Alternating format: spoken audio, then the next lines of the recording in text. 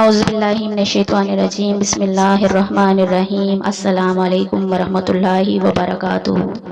محترم ناظرین، آج کا وظیفہ نماز میں یکسوئی یعنی نماز میں دل لگانے کے بارے میں ہے۔ محترم ناظرین، ہم سب نماز تو پڑھتے ہیں اور بڑے اہتمام کے ساتھ نماز پڑھتے ہیں، لیکن خاص چیز جس کا ہم دھیان نہیں رکھتے وہ نماز میں خشوع و خضوع ہے۔ نماز کے دوران ہمارا دھیان ادھر ادھر ہوتا رہتا ہے اور اس کی یہی وجہ ہے کہ شیطان ہمارے دلوں میں وسوسے ڈالتا رہتا ہے۔ ہمارے پیارے نبی صلی اللہ علیہ وآلہ وسلم نے فرمایا ہے کہ نماز اس طرح پڑھو کہ تم رب کو دیکھ رہے ہو، اور اگر یہ کیفیت پیدا نہیں ہوتی تو اس طرح پڑھو کہ تمہارا رب تمہیں دیکھ رہا ہے۔ لیکن ہماری نماز کے دوران ہمارا دھیان ان دونوں کیفیات سے خالی ہوتا ہے۔ اس کی یہی وجہ ہے کہ ہمارے دلوں میں شیطان وسوسے ڈالتا ہے۔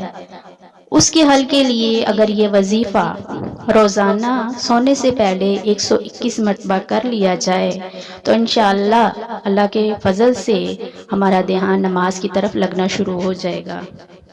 تو وظیفہ ہے کہ ربی اعوذ بکا، ربی اے میرے رب، اعوذ بکا میں تیری پناہ مانگتا ہوں، من ہمزاتی من سے ہمزاتی وسوسوں، شیاطینی شیطانوں کے، واعوذ بکا اور پناہ مانگتا ہوں تیری، ربی اے میرے رب، ان یحضرون کہ وہ میرے پاس آئیں یا وہ مجھے گمراہ کریں۔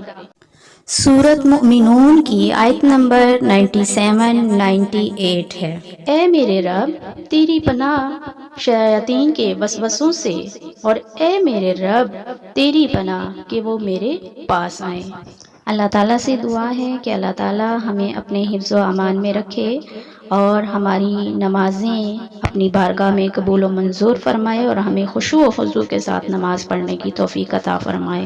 وما علینا الا البلاغ المبین۔ السلام علیکم ورحمۃ اللہ وبرکاتہ۔